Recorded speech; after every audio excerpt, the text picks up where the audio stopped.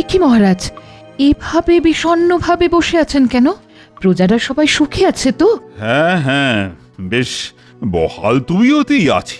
আর না থাকার কি আছে বলো তো? তাহলে চিন্তাটা কি? চিন্তা হলো রাজকোষাগারের হাল বেহাল। মানে এরকম চললে রাজ্য চালানো যে দায় হয়ে যাবে। সে কি সর্বনাশ! এসব আপনি কি বলছেন মহারাজ? ঠিকই বলছি রানী। ব্যবসায় ক্ষতি হয়ে যাবার পরে মহাজনেরা বিপদে পড়ে যে যেমন সাহায্য নিতে এসেছে তাদের তেমনই সাহায্য করেছি। কিন্তু এখন যে আর কেউ ঋণ শোধ করতে চাইছে না। তারা যদি না চায় তাহলে আপনাকেই কিছু করতে হবে। সোজা আঙুলে ঘি না উঠলে আঙুলটাকে টেরা করতে হবে। কিন্তু আমি মহারাজ হয়ে সেই কাজটা কি করে করি বলো তো রানী? রাজা হিসেবে আমার কর্তব্য প্রজাদের সাহায্য করা, তাদের কাছ থেকে কেড়ে আদায় করা নয়। তাহলে থাকুন আপনি আপনার কর্তব্য নিয়ে। তবে ছোট মুখে একটা বড় কথা আমাকে আজকে বলতেই হবে। বলতে আর কি বাকি রাখছো বলো তো? বলো বলো, যা মনে আছে সব বলে ফেলো। মহাজনেরা যে পথ দেখান সেই পথই সেরা পথ, তাই পারলে ওদের অনুসরণ করুন মহারাজ। বাহ বাহ বাহ, চমৎকার বলেছ তো রানী। তার মানে মহাজনেরা অর্থ সংকটে পড়ে যা করেছে, আমিও যদি তাই করি তাহলে আপাতত ওই বিপদ থেকে উদ্ধার পেতে পারি। না না না, এটা তো আগে ভেবে দেখিনি। যা আগে ভাবেননি তা এবার ভাবুন তাহলে। জয় মহারাজ কৃষ্ণচন্দ্রের জয়। জয় মহারাজ কৃষ্ণচন্দ্রের জয়। এই তো সবাই চলে এসেছো দেখছি। বাহ বাহ বাহ, বেশ বেশ। কিন্তু এসে কি হবে মহারাজ? আপনি বলছেন বেশ, কিন্তু এদিকে তো সবই শেষ।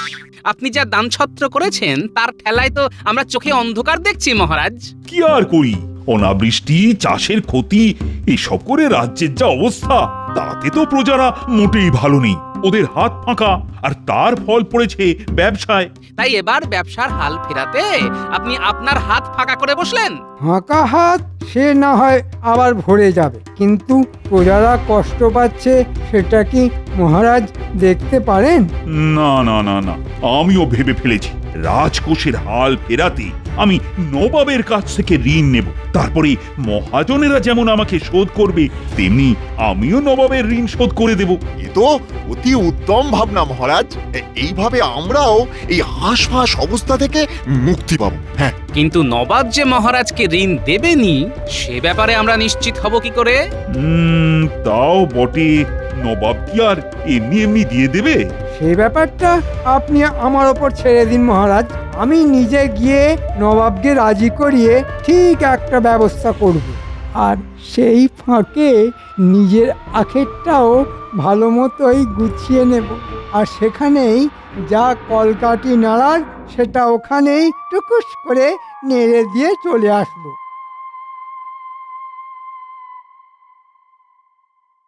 কয়েকদিন ধরে এই মনটা কেমন আনচান আনচান করছে, কিছুতেই মাথাটা খাটাতে পারছি না। তাহলে থাক না, শুধু শুধু সুস্থ মাথাকে অসুস্থ করে কি লাভ জাহাপানা? লাভ আছে উজি, লাভ আছে বই কি। কিভাবে কৃষ্ণচন্দ্রকে বিপদে ফেলা যায় সেটা আমাকে ভাবতেই হবে। ও হো হো হো, তাহলে এই কথা ভেবে ভেবেই আপনার মনটা খচখচ করছে না? হ্যাঁ হ্যাঁ, বেশ কয়েকদিন হয়ে গেল, কিন্তু কৃষ্ণচন্দ্রকে ঠিক বিকাতায় ফেলতে পারলাম না। এবার পারবেন জাহাপনা, খুব সহজেই পারবেন। আরে আরে, মন্ত্রী মশাই মনে হচ্ছে এই কোনো খাস খবর দিতে খুদ বেখুদ এসে হাজির হয়েছে। আগে মহারাজ খুব বিপদে পড়েছেন জাহাপনা। বলো কি, এ তো মেঘনা চাইতে জল। আরে আরে, চুপ করে আছে কেন? বলো বলো বলো, বলে ফেলো। মহারাজ মহাজনদের ব্যবসা করার জন্যে মোহর দিয়েছিলেন। কথা ছিল ব্যবসায় লাভ হলে সুদ নয় আসলটাই ফিরিয়ে দেবে। বটে, তারপর কি হলো? কিন্তু মহাজনরা এখন একে একে এসে মহারাজের কাছে হাত উল্টে দিচ্ছে। অবস্থা এখন এমন যে কোষাগার একেবারে ভোঁ ভাঁ। ও, এসব গল্প বলে ভেবেছো এখান থেকে বেশ কিছু মোহর হাতিয়ে নিয়ে চলে যাবে? এটা কি মামার বাড়ি নাকি? হ্যাঁ, জাহাপানা কি এখানে দান ছত্র খুলে রেখেছেন যে যখন খুশি আসবে আর মোহর নিয়ে চলে যাবে? ঠিকই তো, কৃষ্ণচন্দ্র আবদার করলো বলেই কি আমাকে একেবারে সুর করে দিয়ে দিতে হবে নাকি? দেওয়ার তো কোনো প্রশ্নই নেই জাহাপনা। আমি তো বলছি দিতে না, আপনি বরং নিতে চলুন, মানে একবার সশরীরে কৃষ্ণনগরে আসুন। মনে হচ্ছে এর ভেতরে অন্য কোনো ফায়দা আছে।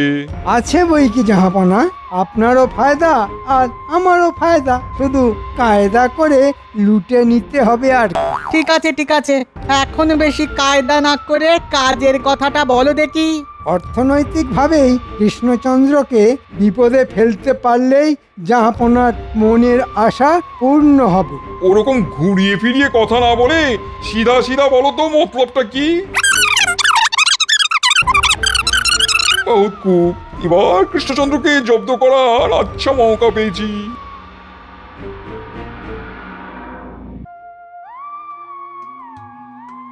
কই এখনো তো মন্ত্রী কোনো খবর নিয়ে এলো না। হয়েছে ধরুন মহারাজ, শাস্ত্রে বলে সবুরে মেয়া ফলে। তবে মন্ত্রী মশাই যখন নিজেই গেছেন তখন শুধু মেওয়া কেন, আর যে কি কি ফলবে সেটা তো উনি এলেই মালুম পাবেন মহারাজ। হা, মন্ত্রী তো ভালো খবরও আনতে পারে। এমনও তো হতে পারে যে নবাব সত্যি সত্যি সাহায্য করতে রাজি হয়ে গেলেন।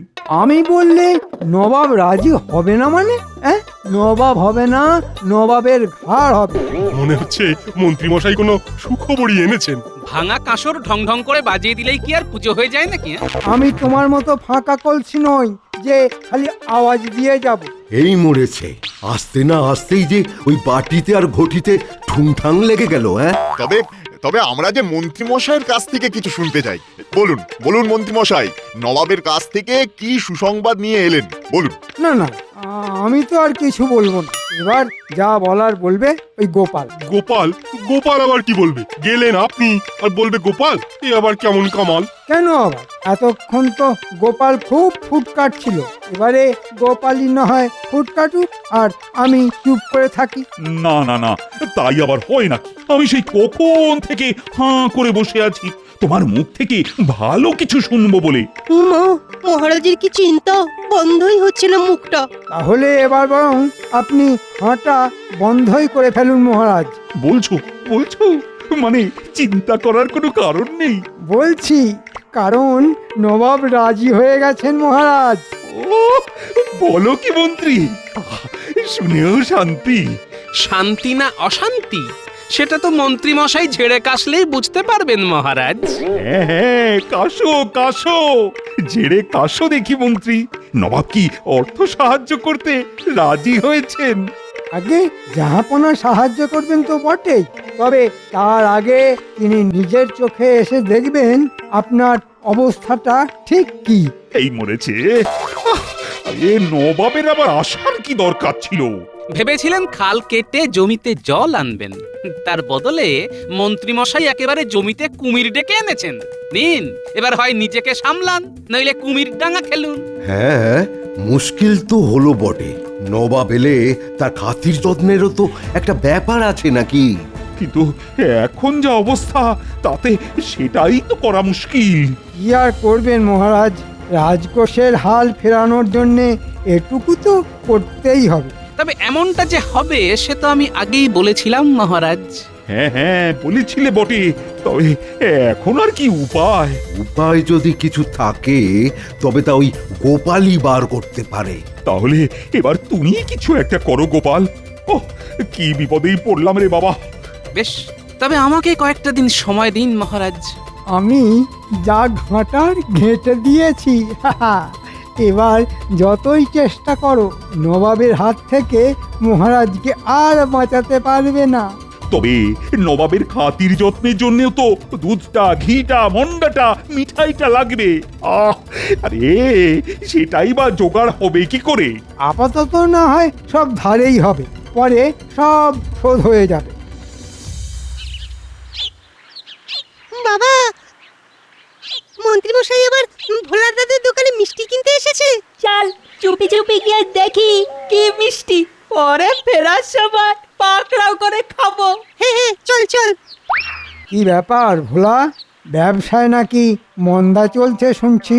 হ্যাঁ সে তো চলছেই, মানুষের ডাল ভাতের জোগান হচ্ছে না, আর মিষ্টি মুখ করবে কি করে? কিন্তু আমি তো এবার তোমার ব্যবসা চাঙ্গা করার জন্য এসেছি।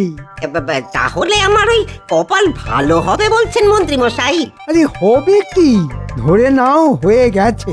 কিন্তু ওদিকে যে ধারও হয়ে গেছে গলা পর্যন্ত। যার যা ধার আছে সবাইকে ডেকে ফেলো, নবাব আসছেন রাজ্যে। তোমরা সবাই সেজে গুজে রাজসভায় চলে এসো, সব ধার শোধ হয়ে যাবে। তবে আবার কি? তবে এর জন্যে আমার দিকটাও তো দেখতে হবে। ধার শোধ হলেই এদিকেও কিছু ছাড়তে হবে। সে কি আর ওই বুঝতে বাকি আছে? তা সে তো দিতেই হবে।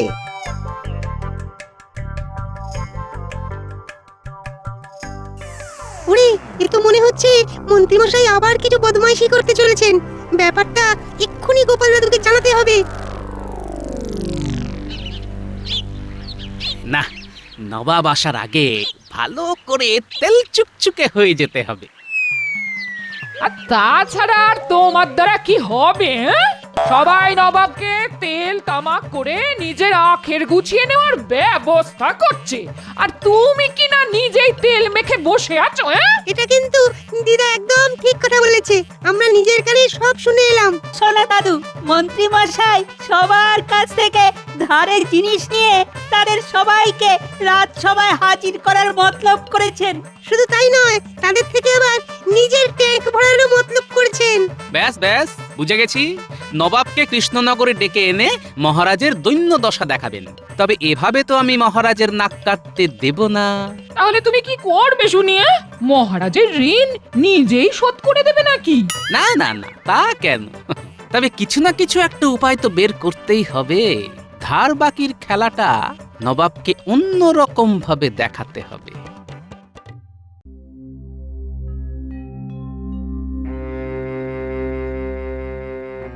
কি হলো মহারাজ, আপনি যেন গভীর কোনো চিন্তায় ডুবে রয়েছেন মনে হচ্ছে। চিন্তা? হ্যাঁ হ্যাঁ হ্যাঁ, চিন্তা একটা হচ্ছে বই কি। ওহ, আজ যে কার মুখ দেখে ঘুম থেকে উঠেছিলাম। সেসব ছেড়ে এবার তাহলে সমস্যাটা খুলেই বলুন মহারাজ। আরে খোলাখুলির আর কি আছে? নবাব আসছেন কৃষ্ণনগরে, এর থেকে বড় সমস্যা আর কি কিছু হতে পারে? ওহ, আমি থাকতে আপনার এত সাত পাঁচ ভাববার কি আছে মহারাজ?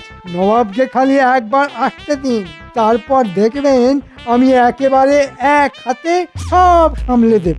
সাবাস মন্ত্রী মশাই, সাবাস। পারুন না পারুন, আওয়াজ দিতে ছাড়বেন। সাধে কি বলে, ফাঁকা কলসির আওয়াজ বেশি। আমি কলসি হলে তুমি কি একটা আস্ত জ্বালা। নিজেদের মধ্যে এরকম চিমটি কাটাকাটি বন্ধ করে চুক্তি করে বসে ভাবো দেখি, নবাব এলে কিভাবে নবাবের মোকাবিলা করবে। আপনি কিচ্ছু ভাববেন না মহারাজ, আমি সব একেবারে গুছিয়ে রেখেছি।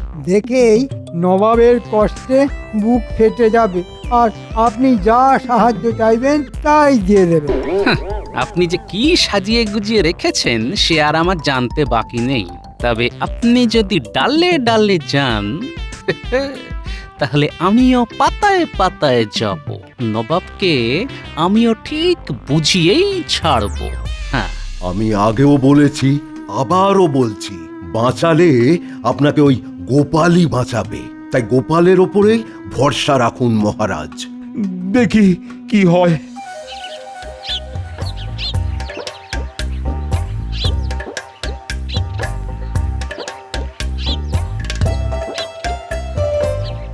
এই তো কতদিন পরে কৃষ্ণনগরে এলাম, কিন্তু সবকিছু তো সে আগের মতোই লাগছে, কিছুই তো বদলায়নি। আমরাও তো বদলাইনি জাহাপানা। তার মানে কি বলতে চাইছো কি? না মানে আমরা তো আবার মহারাজকে আচ্ছা করে লাজে গোবরে করবার জন্য এসেছি, কি তাই না জাহাপানা? আস্তে উজির আস্তে, এত জোরে জোরে সত্যি কথা বললে যে সবাই শুনে ফেলবে। আরে আরে, আসুন আসুন, আমার কি সৌভাগ্য। সৌভাগ্য না দুর্ভাগ্য সে তো একটু পরেই টের পাবে। ওই জাহাপনাকে আজ যেন কেমন একটু ক্লান্ত দেখাচ্ছে। অবশ্য সেই মুর্শিদাবাদ থেকে আসার ধকলটাও তো কম নয়। আমি ক্লান্ত, হ্যাঁ এই তো এই তো আমি তো খুবই ক্লান্ত। কি বলছেন কি জাহাপনা? আপনাকে দেখে তো মনে হচ্ছে আপনি যেমন টকবক টকবক করে মুর্শিদাবাদ থেকে কৃষ্ণনগরে এসেছেন, তেমনি টকবক টকবক করে আবার এক্ষুনি এই রাস্তা ধরে এখান থেকে মুর্শিদাবাদে ফিরে যাবেন। ওহ, গোপাল পারেও বটে। নবাবকে আস্তে নাস্তে ঠিক যাবার রাস্তাটা দেখিয়ে দিয়েছে। না না না না, সে গুড়ে বালি। হ্যাঁ, আমি একেবারে ৮ ঘাট বেঁধেই রেখেছি। তাহলে কি করবেন ঠিক করলেন? মানে থাকবেন না যাবেন?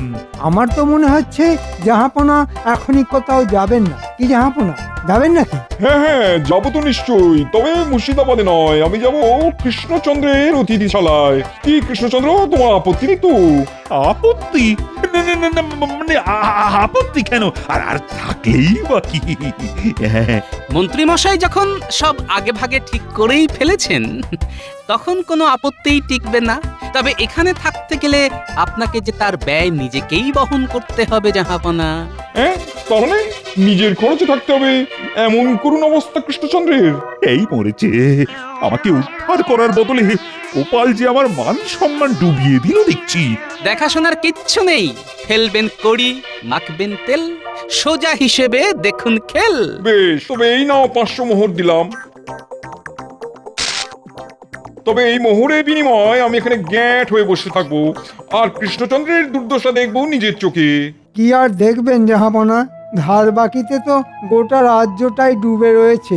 দেখতে চাইলে দেখবেন পাওনাদারেরা সবাই শাড়ি দিয়ে বসে আছে। কি কাণ্ড! মন্ত্রীও তো দেখছি একেবারে হাটে হাঁড়ি ভেঙে দিচ্ছে। ছি ছি ছি ছি ছি ছি, এইভাবে তুমি অর্থ নয় থয় করছো, কিছুই সঞ্চয় করে রাখতে পারোনি। কে আর কি সঞ্চয় করবে জাহাপনা? পৃথিবীতে আমরা খালি হাতে এসেছি, খালি হাতেই ফিরে যেতে হবে। মাঝখানে যতক্ষণ আছি সবই শোধবোধ হয়ে যাবে। না না, এইভাবে ঘুরিয়ে পেঁচিয়ে দিয়ে ব্যাপারটাকে হালকা করলে চলবে না। ঠিকই তো, ঠিকই তো। না না না না না, কৃষ্ণচন্দ্র, তোমার দ্বারা যদি রাজ্য সামলানো না যায়, তবে মন্ত্রী মশাই কি দায়িত্ব বুঝিয়ে দাও। আমার তো কোনো অসুবিধাই নেই, কখন বোঝাবেন মহারাজ?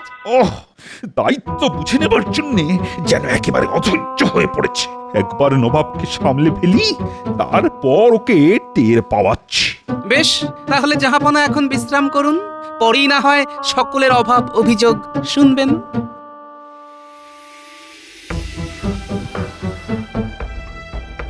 ও, মহারাজ কৃষ্ণচন্দ্রের তো বেশ সাজানো সংসার দেখছি।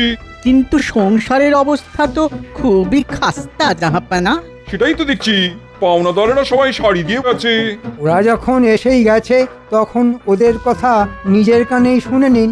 ওদের দুঃখের কথা শুনেই তো আমি আপনার কাছে ছুটে গিয়েছিলাম জাহাপনা। ওহ, মন্ত্রী তো আচ্ছাটিকবাজি খাচ্ছে দেখছি। তবে জাহাপনা, আপনি যৎকিঞ্চিত সাহায্য করলেই মহারাজ উদ্ধার পেয়ে যাবেন। আমরা তো আপনার সাহায্যের আশাতেই হাঁ করে বসে আছি। কিন্তু এভাবে নবাবের কাছে ওই হাত পেতে নিলে শেষে যে আমাদের মান সম্মান নিয়েই টানাটানি পড়ছে। গোপাল, তুমি কিছু একটা করো গোপাল, কিছু একটা করো। কারোরই আর কিছু করার নেই, এখন যা করার নবাবই করবেন। আর তারপরে আমি, কি বলেন জাহাপনা? সত্যি কারোর কিচ্ছু করার নেই, কারণ যা করার সবই তো করা হয়ে গেছে। এখানে যারা আছে তাদের কারোরই তো কোনো ধার বাকি নেই, সব শোধ হয়ে গেছে। হ্যাঁ, সে কি রাতারাতি এমনটা হলো কি করে? তাহলে শুনুন জাহাপনা,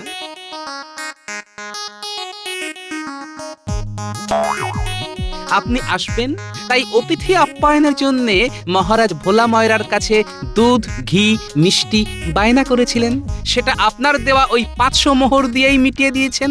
আমি আবার সেই মোহর পেয়ে ওই দুধওয়ালার কাছে যে ধার ছিল তা চুকিয়ে দিলাম। আমিও ওই মোহর পেয়ে যার গরু সেই মহাজনের দেনা শোধ করে দিলাম। আর আমি গরু কেনার জন্য মহারাজের কাছ থেকে ঋণ নিয়েছিলাম, সেটাও এই অর্থ পাবার সঙ্গে সঙ্গেই শোধ করে দিয়েছি। আর আমি সেই অর্থ পাওয়ার পরেই নবাবের কাছ থেকে নেওয়া অতিথি সেবার অর্থ ফেরত দিয়ে দিলাম।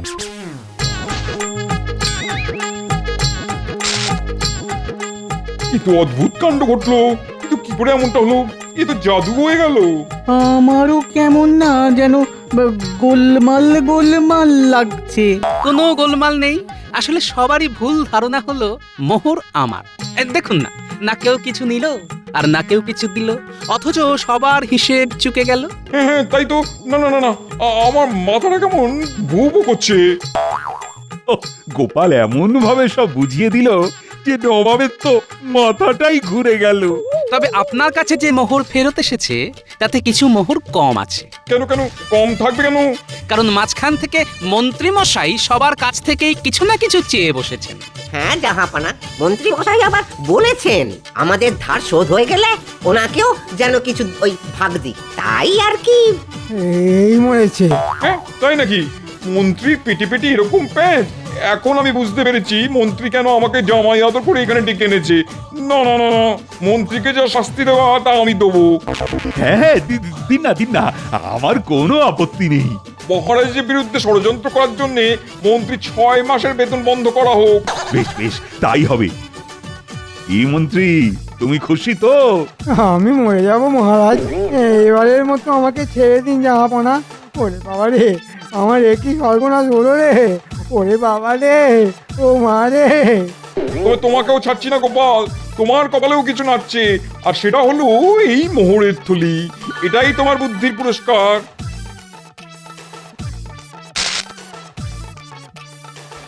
ধন্যবাদ জাহাপনা। তবে আমি এই অর্থ রাজকোষেই দান করলাম। রাজ্যের ভালো হলেই আমার ভালো হবে জাহাপনা। সত্যি গোপাল, তোমার তুলনা হয় না। জয় গোপালের জয়, জয় গোপালের জয়।